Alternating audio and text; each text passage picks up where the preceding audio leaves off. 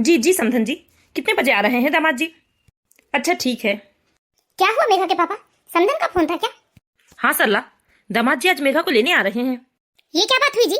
हमने तो 1 हफ्ते की बात की थी, अभी मुश्किल से 3 दिन नहीं हुए और समधन जी ने फोन कर दिया। अरे आपने मुझसे बात क्यों नहीं करवाई? अरे सरला जाने दो ना, बेकार में बात का बतंगड़ क्यों बना रही हो? अब चाहे 3 दिन रहे चाहे 1 हफ्ते रहे, आखिर जाना तो मेघा को अपने ससुराल ही है ना।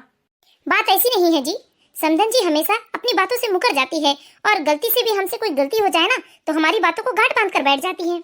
जमाना कहां से कहां पहुंच गया, लेकिन मैंने समधन जी की सोच देखी है। वह अभी भी सोचती है कि हम लड़की वाले हैं तो हमेशा हम उनसे झुक कर रहेंगे। अरे सरला, झुकने से कोई छोटा नहीं हो जाता। देखो बस तुम इतना सोचो कि हमारी बेटी उस घर में राज करे, हमारी बेटी को किसी चीज की कोई तकलीफ ना हो। क्या मतलब जी? आप ना हमेशा मुझे ही चुप करवा देते हैं। अरे इस तरह से ना सच्चाई को दबाना नहीं चाहिए, सच बातों के लिए आवाज भी उठानी चाहिए। तो क्या बोलूं मैं तुमसे कि तुम समधन जी से जाकर लड़ो, छोटी छोटी बातों का बहस करो, ताकि तुम दोनों की बहस का असर मेरी बेटी के जीवन में पड़े। रहने दीजिए, आपसे तो बात करना ही बेकार है। बस जैसे समधी समधन जी बोलते हैं उनके हाँ में हाँ मिलाते हैं, ऐसा लगता है जैसे आप उनसे डरते हैं। सरला, ये कैसी बात कर रही हो तुम? बात डरने डराने की नहीं है। मैं बस यही चाहता हूँ कि जिस तरह शांति से हमारी बेटी की शादी हो गई है, उसी शांति से वो अपने घर परिवार को संभाले और दोनों रिश्तों के बीच में मिठास रहे। मुझे बेमतलब के लड़ाई झगड़ों से बहुत दूर रहना पसंद है। तुम जाके बस मेघा की तैयारी करवाओ। दामाद जी आकर कोई तुरंत नहीं ले जाएंगे मेघा को, कम से कम 1 दिन तो उन्हें यहाँ रहना होगा ना। और ऐसे कैसे मैं अपनी बेटी की तैयारी थोड़ी देर में करवा दूं? अरे वह शादी के बाद तीसरी विदा में अपने ससुराल जा रही है, तो थोड़ा सब चीज तो देखना पड़ेगा ना मुझे कि वो अपने साथ क्या लेकर जाएगी, क्या लेकर नहीं जाएगी, किसके लिए कौन सा उपहार लेकर जाएगी। अच्छा ठीक है ना, तो जाओ मेघा के साथ तुम यह सब देख लो। ये क्या मेघा इतना क्यों डरती है अपनी सास से कि पूरे टाइम बस पल्ला सिर में रखने की प्रैक्टिस कर रही है? माँ, मैं अपनी तरफ से कोई गलती नहीं करना चाहती जिससे आप लोगों को सुनने का मौका मिले। और हमारी मम्मी जी तो छोटी छोटी बातों में नाराज हो जाती है, छोटी छोटी बातों में उन्हें बोलने का मौका मिल जाता है, और मैंने ही अपनी तरफ से कोई भी ऐसा मौका नहीं देना चाहती जिससे मम्मी जी मुझे 2 बात सुना सके और आप लोगों के संस्कारों पर उंगली उठा सके। क्योंकि मम्मी, आपने और पापा ने मुझे बहुत अच्छे संस्कार दिए हैं, बहुत प्यार दिया है। आप लोगों ने सत्य राह पर चलना सिखाया है, ईमानदार से जीना सिखाया है, और मैं आप लोगों की इतने साल की मेहनत को पानी में नहीं मिलने देना चाहती। इसीलिए मैं नहीं चाहती कि मैं ऐसी कोई भी गलती करूं और मेरी मम्मी जी मेरी उस गलती को लेकर आप लोगों के संस्कारों पे उंगली उठाए। ये क्या मम्मी, आप रोने क्यों लगी? कुछ नहीं बेटा, पता ही नहीं चला कि मेरी मेघा कब इतनी बड़ी हो गई, कब इतनी समझदार हो गई। मम्मी आप मत रोइए, नहीं तो यहाँ से जाना मेरे लिए बहुत मुश्किल हो जाएगा। बेटा, मैं हमेशा तुझे अच्छी से अच्छी बातें सिखाते रही, हमेशा प्रेम पूर्ण व्यवहार बनाने को कहती रही, लेकिन तेरी सास का ऐसा तिरछा तिरछा व्यवहार देखकर ना मुझे बहुत गुस्सा आने लगा है। जब से रवि से तुम्हारा रिश्ता तय हुआ है, तब से मैं तुम्हारी सास का ऐसा दोगला व्यवहार देख रही हूँ। जब सब लोग मिलकर किसी चीज के लिए एक निश्चित समय या तिथि निर्धारित करते हैं, तो कभी भी बीच में आकर तुम्हारी सास उस तिथि को बदल देती है, उस समय को बदल देती है। अब अभी ही देख लो ना, 1 हफ्ते की बात हुई थी कि तुम 1 हफ्ते अपने मायके में रहोगी, लेकिन अचानक आज सुबह उन्होंने फोन कर दिया यह बोलकर कि दामाद जी मेघा को लेने आ रहे हैं। क्या यस लेने आ रहे हैं? हाँ बेटा, इसीलिए तो मुझे बहुत गुस्सा आ रहा था। मैं तो तेरी सास से बात करने भी वाली थी, लेकिन तेरे पापा ने मना कर दिया, कह दिया कि बात का बतंगड़ मत बनाओ। लेकिन मम्मी, अभी तक तो हम मार्केट भी नहीं गए हैं और सबके लिए उपहार भी तो खरीदना था, ये सब तो कुछ नहीं किए हैं हमने। फिर ऐसे कैसे मैं अचानक मैं ससुराल जा सकती हूँ? अगर मैं खाली हाथ गई तब भी मेरी सास मुझे 4 बातें सुनाएंगी। हाँ बेटा, इसीलिए तो मैं तेरे पापा से कह रही थी, लेकिन तू चिंता मत कर, दामाद जी आएंगे तो मैं दामाद जी से कहूंगी कि आज उन्हें रुकना होगा, ताकि तुम शाम को दामाद जी के साथ जाकर सारी खरीदी करके ले आना। हाँ माँ, ऐसा ही करेंगे। मम्मी जी, ये क्या सुन रही हूँ मैं, आज जिया जी लेने आ रहे हैं दीदी को? हाँ नम्रता, आया था समधन जी का फोन। मम्मी जी, ये दीदी की सास ऐसा क्यों करती हैं? कभी भी कुछ भी फरमान जारी कर देती हैं। अरे ऐसे कब तक उनकी रंगदारी चलेगी? अरे कभी तो कोई चीज हमारे हिसाब से होना चाहिए। जब से दीदी की शादी जुड़ी है, हर चीज में बस वो अपनी ही नाक घुसाई जाती हैं, कोई चीज हमें अपने मन से करने ही नहीं देती। अब तो मुझे उनके ऊपर बहुत गुस्सा आने लगा है मम्मी जी। हाँ हाँ बेटा, लेकिन क्या करे, तुम्हारे ससुर जी है ना, कहते हैं कि कुछ मत बोलो, बस मुंह बांध कर बैठ जाओ। खैर कोई बात नहीं भाभी, आज जब ये आएंगे तो हम इन्हें रुकने के लिए कहेंगे और शाम को सारी शॉपिंग करके हम कल चले जाएंगे। वैसे भाभी, पापा हमेशा जो भी फैसला करते हैं ना, वह सबके सुख शांति के लिए ही करते हैं, इसलिए हमें इस बात को लेकर कोई बहस नहीं करना चाहिए, और मैं इनसे कहकर जल्दी फिर वापस आ जाऊंगी। हाँ दीदी, आप फिर कहकर आइएगा कि आपको 4 दिन रहना है और फिर आपकी सास 2 दिनों बाद ही फरमान जारी कर देंगी। ठीक है ना भाभी, नाराज मत हो, मैं तो आती जाती रहूंगी। हाँ हाँ बेटा, नाराज होने से क्या ही मिल जाएगा, चलो चलकर दामाद जी के लिए कुछ पकवान बना लेते हैं। ठीक है मम्मी जी। ये है मेघा, मेघा और रविश की शादी को अभी 3 महीने ही हुए हैं। मेघा की सास शांति देवी वह बहुत ही तेज तर्राट है। वह हर बात में मीन मेक करना, रोक टोक करना जैसे उनकी आदत में शामिल है। और मेघा की सास की इसी बर्ताव को लेकर मेघा की माँ मेघा की सास से चिड़चिड़ी रहने लगी है। मेघा तीसरी विदा में अपने मायके आई थी और आज अचानक रविश मेघा को लेने आ रहा है। प्रणाम मम्मी जी, प्रणाम पापा जी। खुश रहिए दामाद जी, आइए आइए, हम आपका इंतजार कर रहे थे। मम्मी जी, मेघा की पैकिंग हो गई है क्या? अरे बेटा, इतनी जल्दी कैसी पैकिंग हो जाएगी? अभी 3 घंटे पहले ही तो समधन जी ने फोन किया था। और वैसे भी हम तो मेघा को 1 हफ्ते के लिए लेकर आए थे। लेकिन ठीक है, समधन जी के कहे अनुसार हम मेघा को भिजवाने को तैयार हैं। लेकिन बेटा, कम से कम 1 दिन का तो समय चाहिए। अभी ना ही वो बाजार गई है, ना ही किसी चीज की कोई खरीदी की है। लेकिन मम्मी जी, वो जाना थोड़ा जरूरी था। नहीं दामाद जी, आज रुक जाइए आप, फिर कल जल्दी ही आप मेघा के साथ निकल जाइएगा। मम्मी जी, समझने की कोशिश कीजिए। मैं रुक जाता, लेकिन घर में थोड़ी समस्या है ना, इसलिए नहीं रुक पाऊंगा। कोई बात नहीं बेटा, चाहे आज लेकर जाओ मेघा को या कल, जाना तो है ही मेघा को। एक काम करना, शाम तक तुम मेघा को लेकर चले जाना। कैसी बात कर रहे हैं जी आप? मेघा ने अभी कोई खरीदी नहीं की है। अगर वो बिना किसी उपहार के जाएगी तो समझन जी क्या सोचेंगी?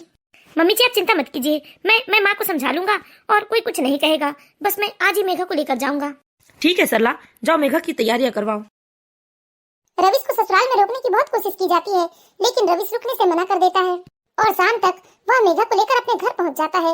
लेकिन जैसे ही मेघा खाली हाथ अपने घर पहुंचती है बिना किसी उपहार के, तो यह सुनते ही शांति देवी गुस्से से आग बबूला हो जाती है। अरे क्या हुआ? तुम दोनों खामोश क्यों हो गए? उपहार का थैला यहीं छोड़ो और अपने कमरे में जाओ। वो मम्मी जी, उपहार में ले नहीं पाई। क्या? ये क्या बोल रही हो तुम? तुम्हारी माँ को जरा भी शर्म नहीं है क्या? तुम्हारी माँ रीति रिवाज नहीं जानती है, नियम दस्तूर नहीं जानती है, जो खाली हाथ तुम्हारे ससुराल भेज दिया? आप कुछ बोलिए ना, आपको तो सब मालूम है। जवाब दो मेरी बातों का। क्या कुछ पुसर कर रही हो? जरा भी शर्म नहीं है तुम्हारी माँ को, तुमको, जो तुम खाली हाथ अपने ससुराल आ गई?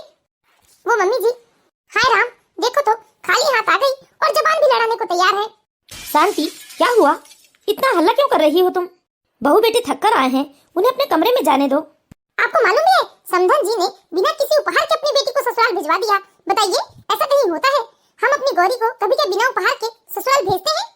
अरे जाने दो ना शांति, सब कुछ जल्दी जल्दी में हो गया होगा। आपका तो हमेशा का यही है, बस बहू के मायके वालों का पक्ष लेते फिरते हो। ऐसा लगता है जैसे आप किसी जन्म के उनके सगे रिश्तेदार लगे होंगे। इसीलिए कहती हूँ कि आप घर के मामलों में कुछ ना ही बोलो ना, तो ही अच्छा है। देखो शांति, छोटी सी बात का बतंगड़ मत बनाओ। रहने दीजिए, आपके लिए तो हमेशा बात का बतंगड़ ही होता है। जाओ बच्चों, तुम लोग अपने कमरे में जाओ। जी पापा। सास की बातें सुनकर मेघा को बहुत बुरा लगता है। मेघा अपनी सफाई में कुछ कहना भी चाहती थी, लेकिन मेघा की सास ने मेघा को कुछ कहने नहीं दिया। और मेघा रविश के ऊपर बहुत नाराज होती है, क्योंकि रविश को सब कुछ पता था कि मेघा उपहार क्यों नहीं ला पाई। उसके बाद भी रविश अपनी माँ के आगे कुछ न बोल पाया। क्या हुआ मेघा? मुझे आपसे कोई बात नहीं करनी है। अरे मेघा सुनो तो, नाराज क्यों हो रही हो? जब आपको सारी बात पता थी तो आपने मम्मी जी को बताया क्यों नहीं कि मैं उपहार क्यों नहीं ले पाई? आपको तो मेरी माँ ने कहा था ना कि आप 1 दिन रुक जाइए और शाम को हम दोनों शॉपिंग करके आ जाएंगे और सबके लिए उपहार लेकर आ जाएंगे। लेकिन आपने माँ से क्या कहा कि आप मम्मी जी से बात कर लेंगे, उन्हें समझा देंगे। लेकिन यहाँ आने के बाद मम्मी के सामने आपने अपना एक मुंह तक नहीं खोला, एक शब्द तक नहीं कहा। तुमने देखा नहीं मेघा, माँ ने तुम्हें भी बोलने का मौका नहीं दिया। अगर मैं भी कुछ बोलता तो माँ मुझे भी चुप करवा देती और मुझे तो 4 बातें ज्यादा ही सुनाती। फिर आपने मेरी माँ से ऐसा क्यों कहा कि आप सब कुछ संभाल लेंगे? मुझे मजबूरी में कहना पड़ा मेघा, क्योंकि माँ ने कहा था कि रुकना बिल्कुल नहीं है, तुम्हें लेकर 1 दिन में ही वापस आना है, इसलिए मजबूरी में आना पड़ा। ये अजीब दादागिरी है मम्मी जी की। हर बात में वह अपनी ही लगाती हैं। कभी तो किसी की बात मान ले या कभी किसी के लिए सोच ले। बस बस धीरे बोलो, अगर माँ ने तुम्हारी तेज आवाज सुन ली ना तो वो बहुत नाराज होंगी। मम्मी जी ना गलती कर दी मुझे अपनी बहू बनाकर। मम्मी जी को ना किसी गूंगी लड़की को बेहाना था आपके लिए। प्लीज मेघा, अब गुस्सा मत करो, नॉर्मल हो जाओ प्लीज। और ऐसी छोटी छोटी बातों को ना दिल पर मत लगाना, क्योंकि माँ की तो शुरू से ही आदत है, माँ छोटी छोटी बातों में नाराज हो जाती है, छोटी छोटी बातों के लिए टोकती है। वह तो मैंने देख लिया है, लेकिन रवि जी, हर चीज की एक सीमा होती है। कोई भी चीजें सीमा से बाहर अच्छी नहीं लगती। अच्छा ठीक है, बहुत भूख लगी है, अब गर्मा गर्म रोटियां खिला दो। ठीक है, अभी मैं खाना बनाती हूँ। हेलो, हाँ गौरी बेटा। क्या हुआ माँ, भैया भाभी को ले आए क्या?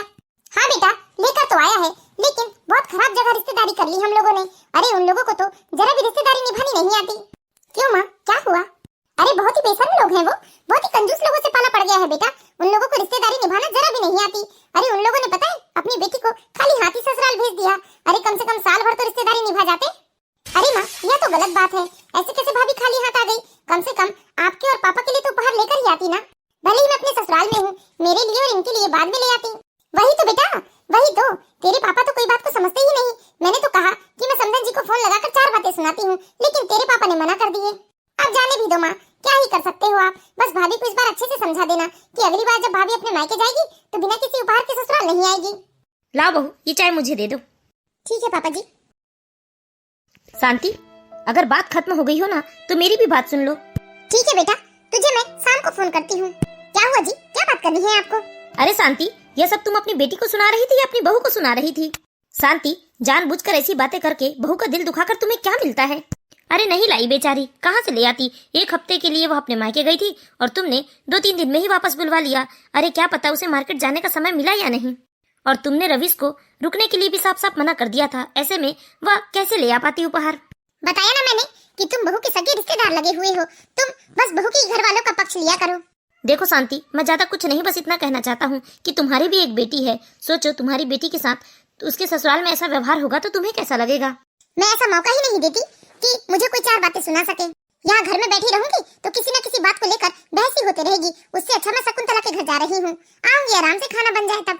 हाँ जाओ, उस शकुंतला के घर जाओ और वह तुम्हारे दिमाग में और उल्टी सीधी चीजें भरती होगी, क्योंकि खुद का घर तो उससे संभला नहीं और दूसरों के घर को तोड़ने में उसे मजा आता है। शांति जी वहाँ से उठकर अपनी सहेली शकुंतला जी के घर चली जाती हैं। कैसे समझाऊं मैं इसे? हर रोज यह बस बहू का दिल दुखाने का ही काम करती है। अरे शांति को समझ में क्यों नहीं आता कि कितनी अच्छी बहू है हमारी, हम लोगों का कितना ख्याल रखती है। और बेचारी समधन जी और समधी जी, वह भी कितने सीधे साधे इंसान हैं। कभी किसी बात के लिए वह हम लोगों को पलटकर जवाब नहीं देते और न ही किसी चीज के लिए वह ज्यादा पूछताछ करते हैं। हम लोग जैसा कह देते हैं बेचारे वैसे में ही तैयार हो जाते हैं। पापा जल्दी कारखाना चलिए। अभी अभी फोन आया था मुझे वॉचमैन का कि कारखाने में आग लग गई है। क्या? ऐसा नहीं हो सकता, ये क्या बोल रहा है रवीश तू? पापा जल्दी चलिए और चलकर वही देखते हैं। असल में नरेंद्र जी का कपड़ों का व्यापार था। उनके कारखाने में रंग बिरंगे कपड़ों को तैयार किया जाता था। रवीश भी अपने पिता के कपड़ों के कारोबार को संभाल रहा था, लेकिन अचानक कपड़े के कारखाने में आग लग जाने की खबर सुनकर रवीश और नरेंद्र जी हक्के बक्के रह जाते हैं और वह बिना किसी से कुछ कहे सीधे फैक्ट्री की ओर भागते हैं। हाय राम, हम तो कहीं के नहीं रहे, हम लुट गए, बर्बाद हो गया, हमारा सब कुछ जलकर खाक हो गया। अरे क्या हुआ शांति बहन, यह तो बताओ, कब से छाती पीट पीट कर रो रही हो तुम, क्या हुआ? हाँ शांति, क्या हुआ, पहले यह तो बताओ। क्या बताऊं ताई, हमारा सब कुछ बर्बाद हो गया, सब कुछ जलकर खाक हो गया ताई। लेकिन हुआ क्या, क्या जलकर खाक हो गया? ताई हमारे कपड़े के कारखाने में आग लग गई ताई, और सब कुछ जलकर खाक हो गया। रवि सर उसके पापा कारखाना गए हैं, बस उन्हीं के आने का इंतजार कर रही हूँ ताई। क्या?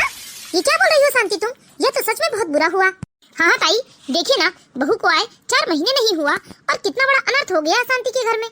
क्या बताऊं बहन शकुंतला, सब कुछ जलकर खाक हो गया, हम तो कहीं के नहीं रहे, हम बर्बाद हो गए। शांति, मुझे लगता है तुम्हारी बहू के कदम शुभ नहीं है। देखो ना, उसे आज 4 महीने नहीं हुए और इतना बड़ा अनर्थ हो गया। इसीलिए तो कहते हैं बड़े बुजुर्ग, घर में बहू लाने से पहले उसके पैर और माथे को जरा गौर से देखना चाहिए, कहीं माथा ऊंचा तो नहीं, पैर में पोला तो नहीं। तुमने अपनी बहू को गौर से देखा था? बहू के माथे को देखा था, बहू के पैर को देखा था तुमने? नहीं तो शकुंतला, मैंने तो ऐसा कुछ नहीं देखा। ये लो, कर दी ना शांति तुमने गलती। तुम तो बड़ी होशियार बनी फिरते रहती थी, लेकिन अपने घर बसाने से पहले तुमने इन सब चीजों की तरफ ध्यान नहीं दिया। अब लो, लाखों करोड़ों के नुकसान झेलो। अरे शकुंतला, इस ओर तो मैंने ध्यान ही नहीं दिया, मैंने तो यह बात सोची ही नहीं। सही कह रही हो तुम। अरे 4 महीने नहीं हुए बहू को आए और हमारे कपड़े मिल में आग लग गई। सच में बहू के कदम शुभ नहीं है। मैं इन सब नुकसान की भरपाई ना बहू के मायके वालों से करवाऊंगी, और नहीं तो क्या, करवाना ही चाहिए। चल ठीक है, हम लोग चलते हैं। देख धीरज रख, सब कुछ ठीक हो जाएगा। आ गए आप लोग, मैं कब से आप लोगों का इंतजार कर रही थी। अरे क्या हुआ जी, क्या क्या जला है? शांति, नुकसान तो हुआ है, लेकिन ईश्वर की दया से इतना भी नहीं हुआ कि जितने की हम भरपाई ना कर पाएंगे। वह तो हमारे कर्म अच्छे हैं जो ईश्वर ने हमारी सहायता की और आग पूरे कारखाने में लगने से पहले ही किसी नेक व्यक्ति ने आकर आग बुझवा दी। इसीलिए ज्यादा चिंता की बात नहीं है। अरे नुकसान तो नुकसान होता है ना जी, कम हो या ज्यादा हो, मुझे तो लगता है कि बहू के कदम ही शुभ नहीं है। अरे जब से वो आई है तब से कुछ भी शुभ नहीं हो रहा है। शांति, ये क्या कह रही हो तुम? ये सब होनी है, इसमें तुम बहू को क्यों जोड़ रही हो? बहू का इससे कोई लेना देना नहीं है। मैं जो कह रही हूँ बहुत सोच समझ कर कह रही हूँ, और हाँ, जो भी नुकसान हुआ है ना, उसकी भरपाई तो मैं बहू के मायके वालों से करवाऊंगी, क्योंकि उसी की वजह से हमारे कारखाने में आग लगी है। मम्मी, ये क्या बोल रही हैं आप? तू तो चुप ही रह, जैसा तेरे पापा बोलते हैं वैसा तू बोलता है। हे भगवान, तेरी माँ को समझाना बहुत मुश्किल है। बहुत ही जड़ बुद्धि है तेरी माँ, किसी चीज को समझने की कोशिश ही नहीं करती, बस हर चीज में अपनी ढीठताई लगाती है। भगवान जी आपका लाख लाख शुक्र है जो ज्यादा कुछ नुकसान नहीं हुआ। अच्छा हुआ इन्होंने फोन करके बता दिया कि ज्यादा कुछ नुकसान नहीं हुआ है, नहीं तो वही मन लगा हुआ था, बहुत डर लग रहा था, कैसे कैसे ख्याल आ रहे थे। बहू बहू क्या हुआ मम्मी जी, इतने गुस्से में क्यों हैं आप? क्या आपको मालूम नहीं चला कि ज्यादा कुछ नुकसान नहीं हुआ है? पैर दिखा तू अपनी साड़ी ऊपर कर, पैर दिखा मुझे पहले तेरे। मम्मी जी ये क्या कर रहे हैं आप? मेरे पैर क्यों छू रहे हैं? छोड़िए मुझे। मैंने कहा तू अपने अशुभ पैर दिखा, मैं भी तो देखूं कि अशुभ पैर दिखते कैसे हैं, ताकि मुझे अशुभ पैर की पहचान हो सके। शांति, ये क्या कर रही हो? मैं बहू के अशुभ पैर देखना चाहती थी, ताकि मुझे पता तो चले कि अशुभ पैर होते कैसे हैं। शांति, तुम्हें कैसे समझाऊं मैं? इसमें बहू की कोई गलती नहीं है। मुझे मत बताइए आप, जाइए अपना काम कीजिए आप। मेघा बेटा, तुम अपनी सास की बात का बुरा मत मानना। तुम्हारी सास तो कुछ भी बोले जा रही है, लगता है तुम्हारी सास का दिमाग खराब हो गया है। हाँ हो गया है मेरा दिमाग खराब। अरे 4 महीने नहीं हुए बहू को आए और इतना बड़ा नुकसान हो गया। कान खोल कर सुन लो मेघा, तुम अपने मम्मी पापा को बता दो कि तुम्हारी वजह से कम 5 लाख का नुकसान हुआ है हमारा। वह लोग 5 लाख की व्यवस्था कर ले, नहीं तो अपनी बेटी अपने मायके में बिठा कर रखे। शांति, अरे हम कुछ नहीं बोल रहे हैं, चुपचाप सह रहे हैं। इसका मतलब क्या तुम कुछ भी उल्टा सीधा बोलते जाओगी? तुमने तो अपनी सारी हद पार कर दी। हद होती है किसी भी चीज की। अरे जब देखो तब उल्टा ही बोलती हो, बहू के ऊपर उल्टे सीधे इल्जाम लगाती हो, उसे चैन से नहीं जीने दे रही हो। आपने इस अपसगुनी बहू की वजह से मुझ पर हाथ उठाया, मुझ पर अपनी पत्नी शांति देवी पर हाथ उठाया। याद रखूंगी मैं हमेशा। जाओ, जो याद रखना है वो याद रख लेना। बहू, कृपया कर शांति की बातों को तुम अपने मायके वालों से मत बताना। शांति तो कुछ भी बोल देती है। नहीं पापा जी, मैं कभी यहाँ की बात अपनी मम्मी या पापा को नहीं बताती हूँ, क्योंकि यही तो मेरा घर है पापा जी, और मैं अपने ही घर की बात घर से बाहर क्यों करूँगी? सच में बेटा, तुम कितनी समझदार हो, लेकिन शांति को तुम्हारी समझदारी दिखती ही नहीं। कोई बात नहीं पापा जी, धीरे धीरे मम्मी जी भी समझ जाएंगी। आज शांति की उल्टी सीधी बातें सुनकर रमेश जी को बहुत गुस्सा आया और रमेश जी ने शांति के ऊपर हाथ उठा दिया। शांति अपनी बहू से कुछ कहे बिना चुपचाप अपने कमरे में चली जाती है, लेकिन वह गुस्से से आग बबूला हो रही थी और अब बहू के प्रति उसकी नफरत और बढ़ गई थी, क्योंकि आज बहू की वजह से उसे चाटा पड़ा था। अब तो जैसे ही रमेश जी अपने कारखाने जाते, वैसे ही शांति जी अड़ोस पड़ोस की कुछ अपनी ही जैसी सहेलियों को बुलाकर जोर जोर से बहू की बुराई करती, बहू को अपनी सहेलियों के माध्यम से उल्टी सीधी बातें सुनाती और उसे अपशगुनी अभागी कहती। भाई कुछ भी कहो शांति, इस मामले में तो मेरी बेटी ना बहुत ही भाग्यशाली है। उसके पैर घर में पड़ते ही दिन दुगनी चार चौगुनी तरक्की होने लगी, उसके ससुराल वाले मुझसे कहते हैं। हाँ, मेरी बेटी गौरी भी कोई कम भाग्यशाली है क्या? अरे उसकी सास तो आज भी गौरी की तारीफ करती है, कहती है कि गौरी के आने से उनका घर संसार बदल गया, सब कुछ चमक गया। और शकुंतला, गौरी के कदम इतने शुभ क्यों न हो? जब गौरी की माँ के कदम इतने शुभ हैं, तो गौरी के कदम तो शुभ होंगे ही ना। तुम्हें मालूम है, जब मैं ब्याह कर अपने ससुराल में आई और ससुराल में मैंने जैसे ही कदम रखा तो मेरा ससुराल लहलहाने लगा, पैसों की बारिश होने लगी थी। जिस घर में मैं ब्याह कर आई थी ना, वो पुराने जमाने का मिट्टी का घर था, लेकिन 1 साल के अंदर ही वह घर बहुत बड़ा बंगला बन गया। हाँ शांति, जब मेरी सास इस दुनिया में थी ना, तो मुझे बताया करती थी कि शांति के कदम वाकई बहुत शुभ है। शांति के कदम पड़ते ही उसके ससुराल में रुपए पैसों धन दौलत की कोई कमी ना रह गई। कच्चे मकान से पक्के मकान में आ गए। यहाँ तक छोटी सी कपड़े का व्यापार था, वह व्यापार बहुत लंबा चौड़ा हो गया और दूसरे शहर तक कपड़ों के लेन देन होने लगे थे। वही तो शकुंतला, लेकिन यहाँ तो मेरे साथ सब कुछ उल्टा ही हो रहा है। मेरी बहू के कदम कितने अशुभ हैं, उसके कदम पड़ते ही हमारे कपड़े के मिल में आग लग गई। फायदे की बात तो छोड़ो, जिस दिन से बहू ब्याह कर लाए हैं उस दिन से नुकसान ही नुकसान हो रहा है, कहीं से कोई आमदनी नहीं हो रही है। सही कह रही हो शांति, सब पैर पैर की बात होती है। किसी के पड़ते ही तरक्की पे तरक्की होती है और किसी के कदम पड़ते ही नुकसान पे नुकसान होता है। सब भाग्य दुर्भाग्य की बात है। तुम्हें मालूम है कितना नुकसान हुआ है कारखाने में कि उसकी भरपाई के लिए मुझे पुश्तैनी जेवर तक बेचने पड़ गए। हाय, क्या बता रही हो? पुश्तैनी जेवर तक बेच दिए तुमने? और नहीं तो क्या करती मैं? अब कोई दूसरा तो आता नहीं उस भरपाई को पूरा करने के लिए, इसीलिए मुझे ही करना पड़ा। हाय राम शांति, ये कैसी गाज गिर गई तेरे घर में, पूरी अशांति हो गई। अरे जिन गहनों को तूने इतने सालों से संभाल कर रखा, अपने पुरखों की निशानी को अपने दिल से लगा कर रखा, उसे इस नुकसान की वजह से तुझे गिरवी रखना पड़ा। क्या करे, बहू के कदम ही तो शुभ नहीं है। अगर बहू के कदम शुभ होते तो यह दिन देखने को ना मिलते। भगवान न करे शांति, लेकिन मुझे लगता है कि अब तुम्हारे खराब दिन शुरू हो गए हैं। अब तुम्हारे घर में बरकत नहीं बल्कि गरीबी ही गरीबी होगी, ऐसा लग रहा है मुझे, पर भगवान करे ऐसा कुछ ना हो। हाय राम, ये क्या कह रही है शकुंतला तुम? क्या सच में अब हमारी गरीबी के दिन शुरू हो गए हैं? भगवान ही जाने की जिंदगी कैसे कैसे रंग दिखाएगी। मुझे तो बहुत घबराहट होने लगी है अपने भविष्य के बारे में सोच करके। तुम्हें तो मालूम ही है ना, मैं हमेशा रुपए पैसे गहने जेवर से लदी ही रही हूँ, कभी मैंने गरीबी के दिन नहीं देखे हैं। लेकिन उस अपशगुनी के कदम पड़ते ही ये सब दिन लगता है मुझे देखने ही पड़ेंगे।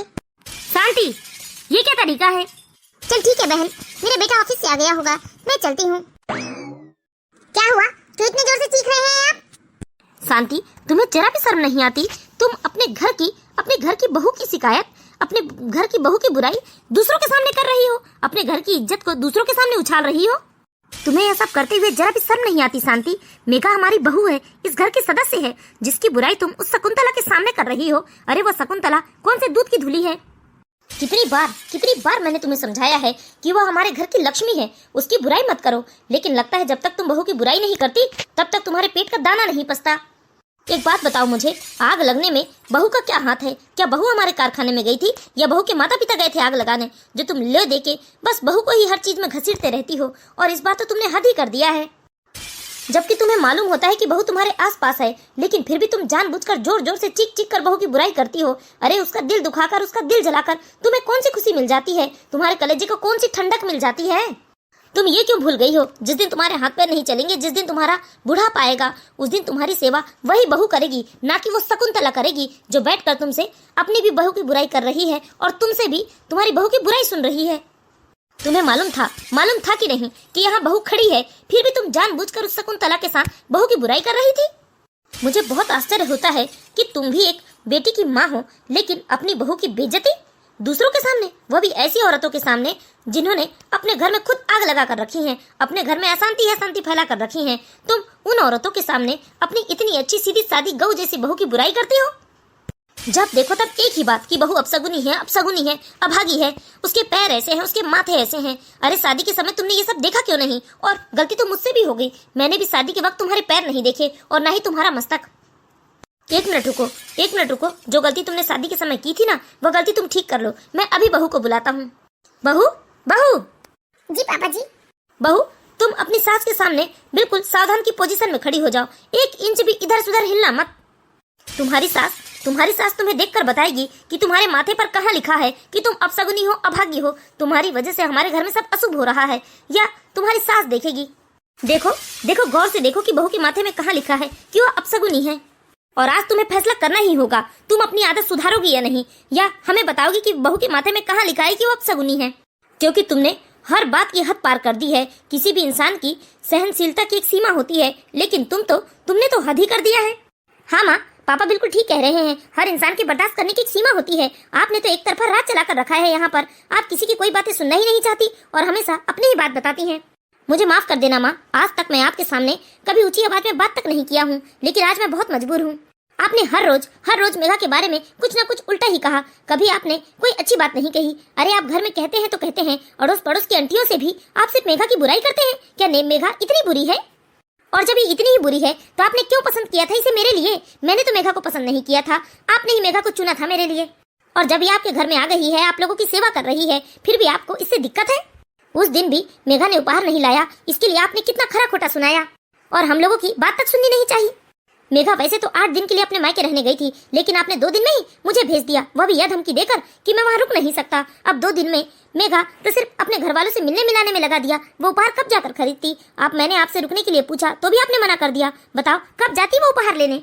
एक बात कहूँ माँ, हमारा अच्छा बुरा कुछ भी हमारे हाथ में नहीं होता, सब कुछ ऊपर वाले के हाथ में होता है। हम तो सिर्फ कर्म कर सकते हैं और वही कर्म हमारे भाग्य को अच्छा या बुरा बनाता है। किसी के पैरों से किसी की किस्मत तय होती ना, तो किस्मत तो उनकी भी अच्छी होती है जिनके पैर नहीं होते। आप जानती भी हैं कि कारखाने में आग कैसी लगी? आपने तो बस इस चीज का ढिकरा मेघा के माथे पर फोड़ दिया।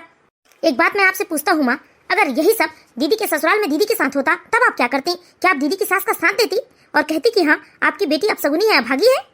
रविश बेटा, मुझे नहीं लगता कि तुम्हारी माँ कभी सुधर सकती है। अगर तुम लोग खुशी खुशी जिंदगी बिताना चाहते हो ना, तो तुम लोग यहाँ से चले जाओ बेटा, और कहीं और किराए के कमरे में रह लो। हाँ पापा, आप ठीक ही कह रहे हैं, मुझे ऐसा ही कुछ करना चाहिए। कैसी बात कर रहा है रविश, तू हमारा इकलौता बेटा है और तू हमें छोड़कर कैसे जा सकता है? अरे हम किसके साथ अपनी जिंदगी बिताएंगे और ये सब किसके लिए है? अरे हम किससे अपना सुख दुख बांटेंगे? क्यों? जब बुराई बांटने के लिए तुम्हारी शकुंतला है, तो सुख दुख बांटने के लिए क्या शकुंतला नहीं आएगी? जाना तुम शकुंतला के पास अपनी सुख दुख बताने। जाओ बेटा रविश, तुम अपनी माँ की बात मत मानो, यह कभी नहीं सुधर सकती। नहीं बेटा, ऐसा मत करना। मैं माफी मांग लेती हूँ बहू से। मैं आज के बाद बहू के बारे में कुछ नहीं बोलूंगी।